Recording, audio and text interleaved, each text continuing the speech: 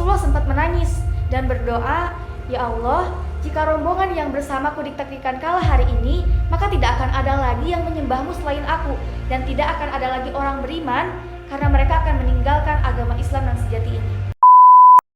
Bagi kaum muslimin, Ramadan tidak hanya memiliki arti bulan suci semata.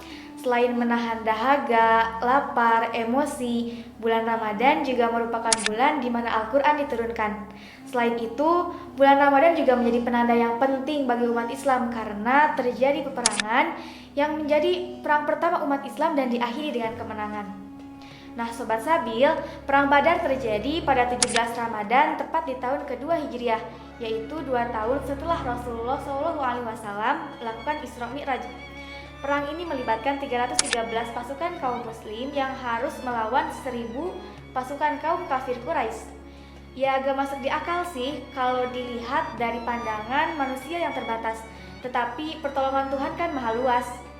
Nah Sobat Sabil, yang melatar belakangi terjadinya Perang Badar ini yaitu ketika tersiar kabar bahwa ada kafilah dagang dari Mekah yang dipimpin oleh Abu Sufyan hendak menuju ke Syam, dan perjalanan mereka melewati dataran Badar. Sehingga tentu saja Rasulullah tidak tinggal diam. Rasulullah langsung mengumpulkan kaum muhajirin dan kaum ansor untuk menghadang Abu Sufyan. Sayang sekali, karena keterlambatan informasi, rombongan Abu Sufyan bisa lolos dengan cepat menuju Syam. Nah, saat perjalanan pulang, rombongan Abu Sufyan merasa bahwa akan ada rombongan Rasulullah SAW yang akan menghadang jalan mereka.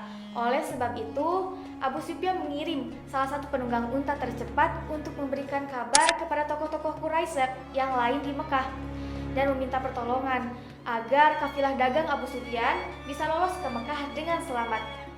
Tentu saja informasi yang diterima langsung disambut baik oleh Abu Jahal karena Abu Jahal menyimpan kebencian yang tinggi kepada Rasulullah SAW.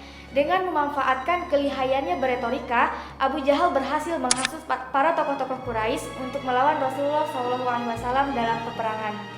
Dan begitupun sebaliknya, Rasulullah SAW merasa bahwa yang akan dihadapi di depan itu tidak hanya kaum Abu Sufyan.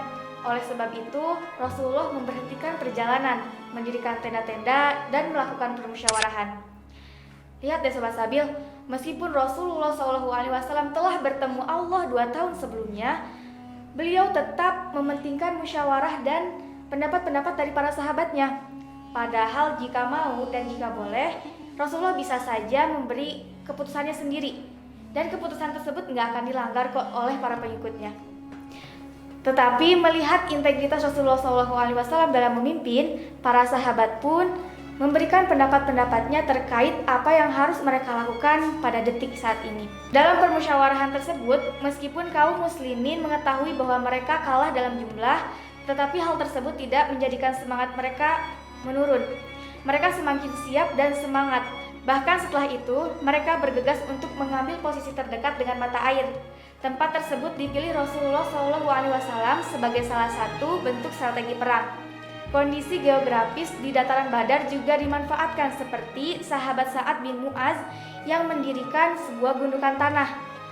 Hal tersebut bertujuan agar Rasulullah mudah untuk mengawasi jalannya peperangan dan menyusun strategi guna meruntuhkan pertahanan lawan.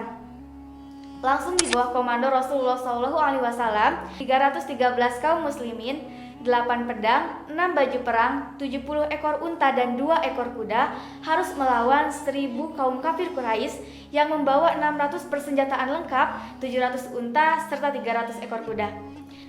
Ketidakseimbangan ini tidak lantas menyurutkan semangat kaum muslim dalam berperang. Nah Sobat Sabil, Rasulullah SAW saat mengetahui bahwa jumlah kaum kafir Quraisy begitu banyak dengan persenjataan yang lengkap, baju zirah, pedang, Rasulullah sempat menangis dan berdoa, "Ya Allah, jika rombongan yang bersamaku ditakdirkan kalah hari ini, maka tidak akan ada lagi yang menyembahmu selain aku, dan tidak akan ada lagi orang beriman, karena mereka akan meninggalkan agama Islam yang sejati ini." Rasulullah terus berdoa, bersimpuh hingga sorban yang diletakkan di pundak beliau terjatuh. Abu Bakar yang melihat hal tersebut bergegas mendatangi Rasulullah dan mengembalikan sorban ke tempat semula. Seraya berkata, "Ya Rasulullah, sesungguhnya pertolongan Allah akan datang."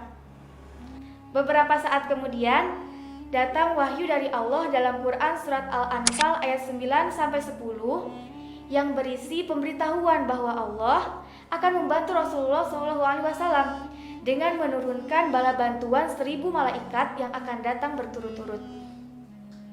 Mendengar hal tersebut, wajah Nabi SAW pun gembira. Beliau langsung keluar menemui para sahabat-sahabatnya seraya menyerukan, "Demi Dia yang memegang hidup Muhammad, setiap orang yang sekarang bertempur dengan tabah, bertahan mati-matian, berjuang terus dan pantang mundur." Setelah itu, Nabi Muhammad SAW merancang strategi perang dengan menjajarkan pasukan umat muslim begitu rapat. Lalu dia memerintahkan agar segera menguasai sumur-sumur guna memutus pasokan air bagi kaum kafir Quraisy. Perang diawali dengan pertempuran jarak jauh. Saat pasukan Quraisy menyerang, umat Islam tidak serta-merta menyambut kedatangan mereka. Justru mereka terlebih dahulu melemparkan anak-anak panah. Setelah itu barulah pedang-pedang terhunus di medan pertempuran. Lewat tengah hari, 50 pemimpin kaum Quraisy berhasil tewas. Sisanya lari tunggang langgang, sementara dari kaum muslim hanya 14 orang yang gugur sebagai syuhada. Pada akhirnya, peperangan Badar ini dimenangkan oleh umat muslim. Kemenangan yang membuat posisi agama Islam di Madinah semakin kuat.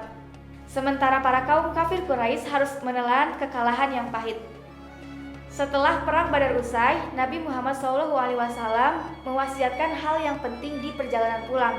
"Wahai kaumku, kita sudah kembali dari jihad yang kecil untuk menuju jihad yang besar." Para sahabat pun terheran-heran. Perang yang menentukan kehidupan umat muslim dianggap sebagai jihad yang kecil oleh Rasulullah. Maka sahabat pun bertanya, "Ya Rasulullah, apakah jihad yang lebih besar daripada jihad peperangan Badar ini?" Maka Rasulullah pun menjawab, yaitu jihad melawan hawa nafsu. Nah Sobat Sabil, sampailah pada akhir kisah perang Badar. Sekali lagi ditegaskan bahwa latar belakang terjadinya perang Badar ini bukan karena Rasulullah ingin merampas, tetapi Rasulullah justru ingin menegakkan hak-hak kaum muhajirin yang telah lebih dulu dirampas oleh kaum kafir Quraisy saat di Mekah. Nah Sobat Sabil, sampai jumpa di video-video selanjutnya dengan pembahasan kisah-kisah hikmah yang terbaru. Jangan lupa like, share, komen, dan subscribe channel ini